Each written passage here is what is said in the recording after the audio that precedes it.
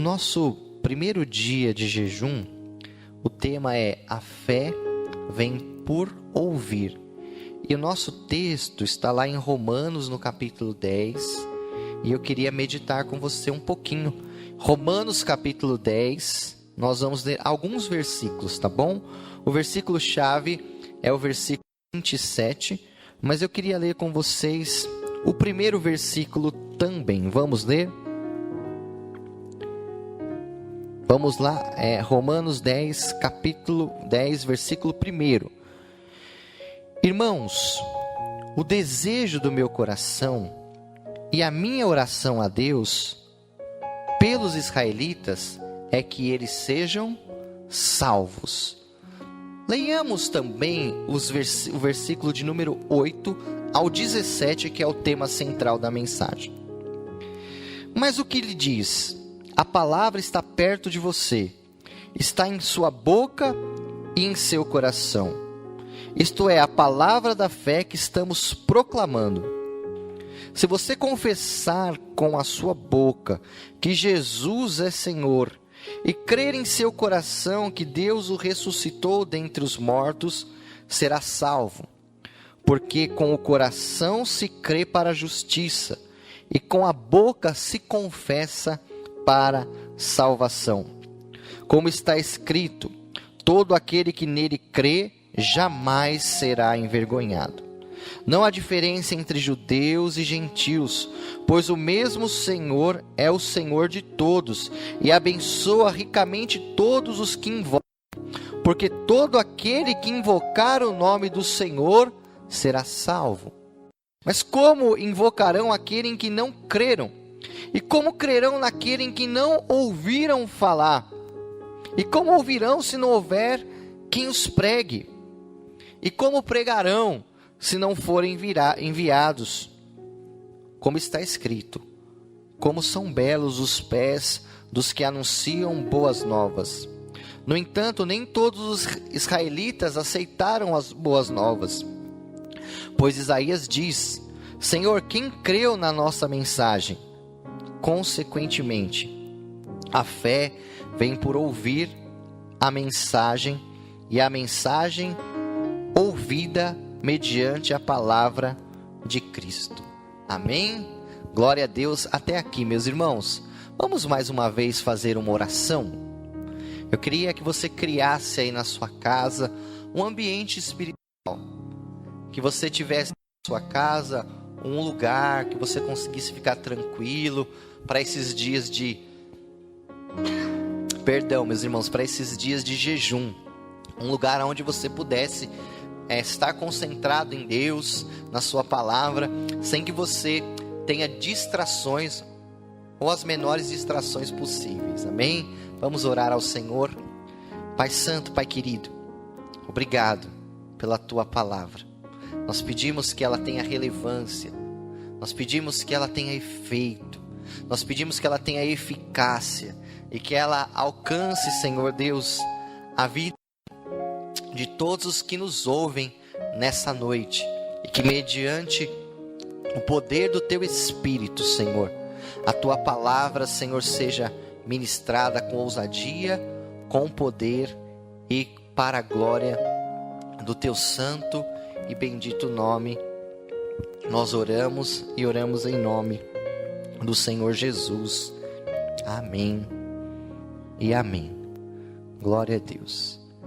Eu fiquei nessa manhã pensando como foi introduzido esse jejum. E fazendo a leitura do nosso texto do livro, nosso devocional, eu me deparei ali com um testemunho de um pastor que é um bom amigo, pastor Jackson Jean, lá de Goiânia, vice-presidente da nossa denominação, um homem de Deus. E ele registrou ali como a vida dele, ainda quando ele estava no exército, foi alcançada pela pregação do Evangelho. Diz que tinha um soldado que servia junto com ele, o exército, e ele pregava continuadamente para ele o Evangelho, até que um dia aquela semente entrou no coração do pastor e transformou a vida dele. E eu fiquei pensando e fui absorvido por essa mensagem na minha oração matutina hoje. Eu pensei e penso com você, meu irmão, que me assiste agora. O que seria da nossa vida sem o Evangelho? O que seria de você? O que seria de mim? O que seríamos de nós se a mensagem do Evangelho não tivesse chegado até nós? Como seria hoje a minha vida? Será que eu teria uma família? É bem provável que não. Será que eu teria um filho? É bem provável que não. O que seria de mim se o Evangelho não tivesse me alcançado? O que seria de você? O que seria da sua família se o Evangelho não tivesse te alcançado? O que seria do pastor Jackson, que foi quem introduziu essa mensagem, se aquele oficial não tivesse insistido em pregar o Evangelho para ele e anunciado para ele a palavra de Deus? O que seria de mim se alguém não tivesse investido em pregar o Evangelho para mim? Qual teria sido o meu destino? Onde eu estaria hoje? Se alguém não tivesse um dia pregado, falado de Jesus para você, onde você estaria? O que o Evangelho impactou na sua história de vida aqui na terra? E o que o Evangelho impactou na sua história de vida eterna, na questão da eternidade?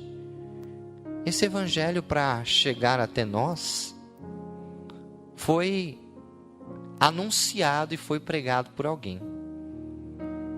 E esse Evangelho precisa continuar chegando em outros Jacksons, em outros Richards, em outros Rafaéis, porque o Rafael está aqui comigo, e em outras pessoas como você, que está me assistindo aí na sua casa.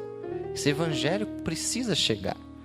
E eu encontro nesse texto aqui algumas lições, na verdade 3 lições que eu queria meditar com você, da responsabilidade e do privilégio que nós temos em anunciar o Evangelho de Jesus.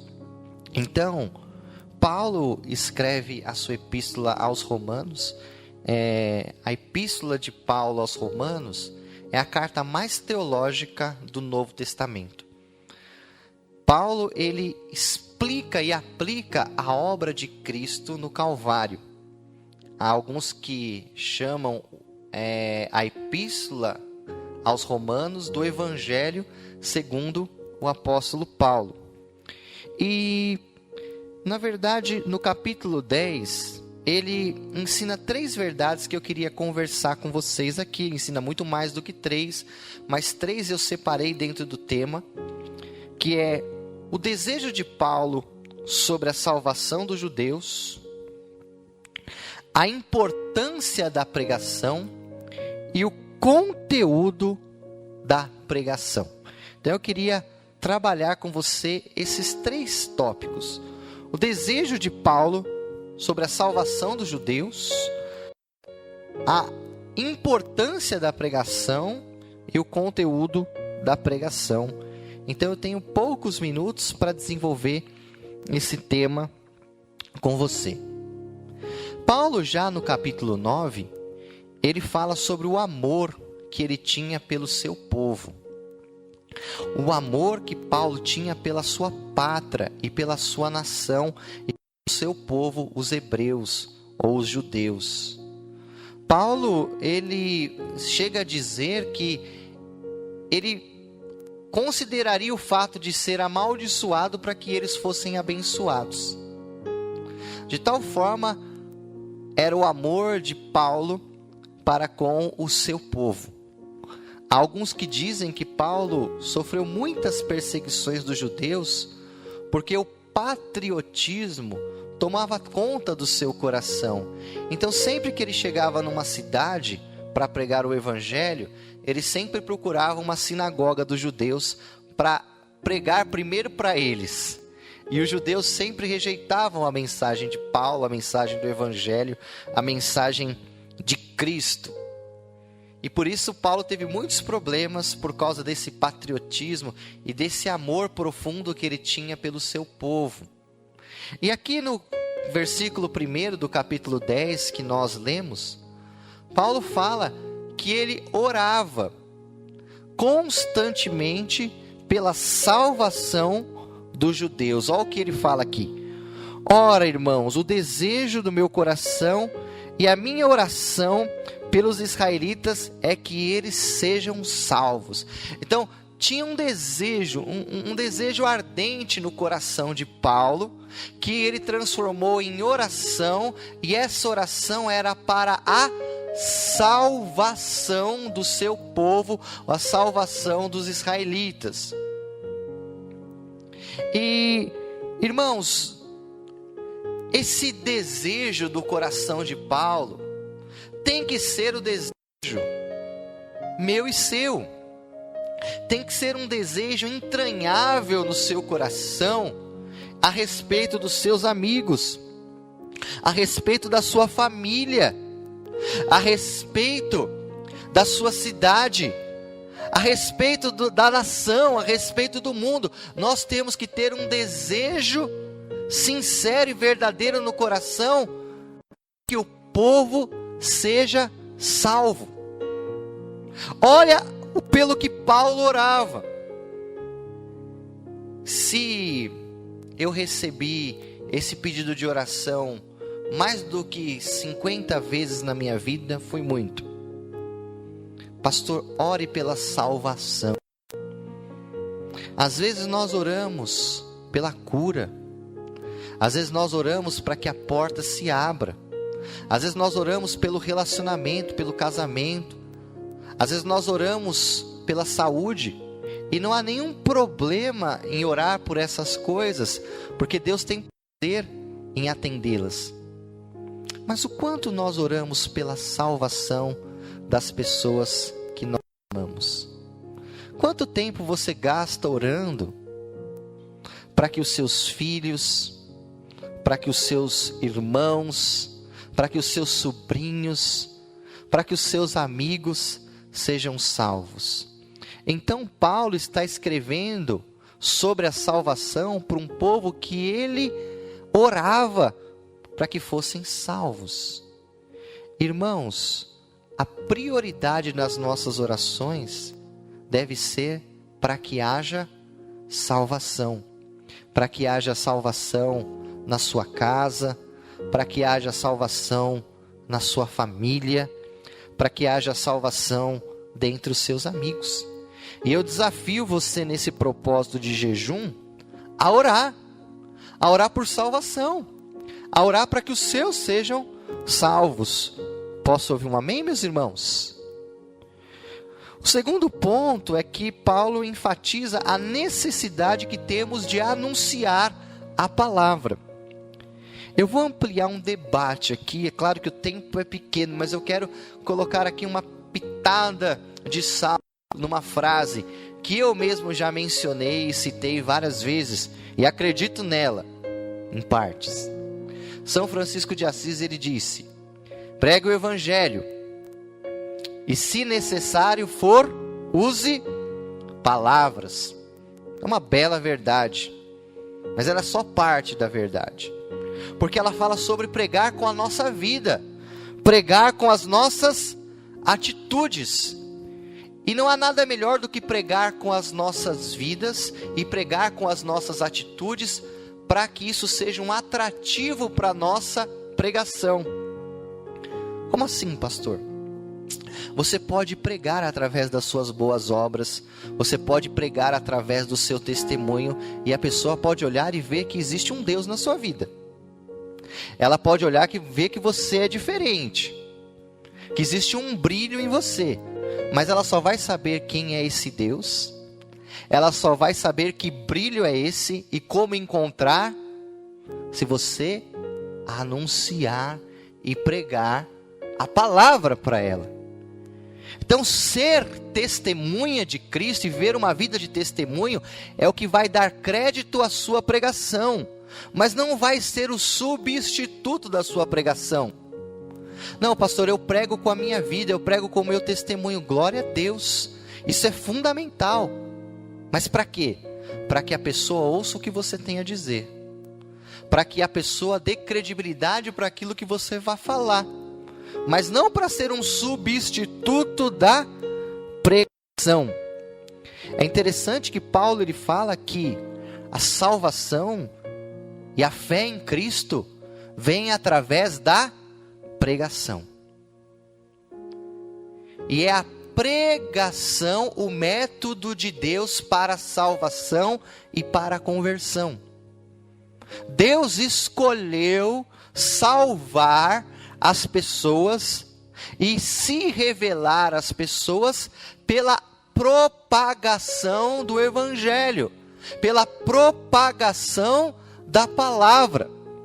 Então, o que abre os olhos, o que abre os ouvidos das pessoas para Deus e para a salvação é a propagação e a anunciação da mensagem de Cristo. Olhe para mim aqui, eu quero repetir isso. O método de Deus para a salvação é o Evangelho. Não me dá tempo agora para falar sobre isso, mas a primeira experiência que eu tive com Deus, a primeira vez que Deus se revelou a mim, foi sozinho, eu na minha casa. Eu senti a visitação de Deus. Mas para mim conhecer quem é esse Deus, para poder segui-lo, eu precisei ouvir o Evangelho, ouvir a pregação. E foi através da pregação que eu criei. E foi através da pregação que você creu. Porque a pregação é o método de Deus para a salvação.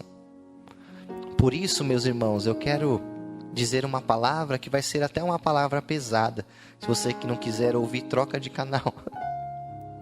Mas eu preciso dizer, porque ela é uma verdade. Todos aqueles que foram alcançados pela mensagem do Evangelho têm o dever de levar o Evangelho para outras pessoas. Se você um dia foi alcançado pela pregação, você tem o dever, você tem o privilégio, mas você tem o dever de levar o Evangelho para outra pessoa. Você tem uma dívida com o Evangelho. O Evangelho que te salvou, que te transformou, precisa ser anunciado através de você. Posso ouvir um amém? Isso é uma honra, irmãos, porque a Bíblia fala que os anjos gostariam de pregar, mas Deus não confiou o Evangelho aos anjos, mas Ele confiou a nós. Isso é um privilégio, mas também é uma responsabilidade, porque Deus vai nos responsabilizar por aqueles que nós não pregamos. Deus vai responsabilizar você, irmãos, por aquele familiar que você não pregou o Evangelho, sobre aquele amigo que você não anunciou o Evangelho, sobre aquelas pessoas que faziam parte do seu mundo e você se omitiu em pregar o Evangelho. Essa responsabilidade será sua. Agora, se você pregar o Evangelho e a pessoa não crê, aí a responsabilidade é dela. Mas quando você é alcançado pelo Evangelho, você tem uma dívida com o Evangelho e você tem que anunciar. Posso ouvir um amém? Pode ser duro o que eu estou dizendo, mas é fato. Em Atos 1:8 fala, palavras do Senhor Jesus: recebereis poder ao descer sobre vós o Espírito Santo, e ser-me-eis testemunhas, tanto em Jerusalém, Judéia, Samaria e até os confins da terra. O Espírito Santo veio sobre a igreja, veio sobre nós, não para a gente fazer conferência, não para a gente fazer reunião de avivamento. O Espírito Santo veio sobre você, veio sobre mim, veio sobre a igreja, para nos conferir poder e autoridade para nós proclamarmos o Evangelho de Jesus. Marcos 16, Mateus 28, Jesus ordena: ide e pregai o Evangelho para toda criatura. Nós temos que anunciar o Evangelho. Paulo fala assim, em 1 aos Coríntios 9, versículo 1, ai de mim, se não pregar o Evangelho. E Paulo aqui escrevendo aos Romanos fala assim, como eles vão crer se não há quem pregue? Então, irmãos, nós temos essa responsabilidade. Você tem esse compromisso e você tem essa missão dada por Deus, levar o Evangelho de Jesus. Terceira e última questão que eu queria conversar com você aqui é o que anunciar. Porque nós temos o dever de pregar, nós temos o dever de anunciar o Evangelho, mas o que nós devemos anunciar? E é interessante que o texto áureo aqui do nosso propósito fala assim, que a fé vem por ouvir e ouvir a pregação, e a pregação sobre Cristo. Então, se você for pegar, né, a versão que mais se aproxima do texto grego, ela traz esse sentido, que a fé vem por ouvir a pregação, e a pregação sobre Cristo. O que nós devemos pregar, irmão? O conteúdo da pregação que salva é Jesus. Posso ouvir um amém? O conteúdo da pregação é tão importante quanto a própria pregação. Porque a pregação que salva, a pregação que leva as pessoas a serem salvas, é a pregação sobre o Senhor Jesus. Eu admiro muito o meu pastor Kleber, e há muitos anos eu não ouço ele pregar, né? Mas eu me lembro que todas as vezes que eu ouvi ele pregar, ele sempre falou de Jesus. Eu nunca ouvi o pastor Kleber pregar sem falar de Jesus. Podia ser festa de aniversário, podia ser qualquer coisa, ele sempre falava de Jesus. Porque o que salva não é a pregação de como ser moralista num mundo imoral. A pregação que salva não é as 3 chaves para o sucesso. A pregação que salva não é sobre o cajado de Moisés, nem sobre as muralhas do Jericó ou de Jericó.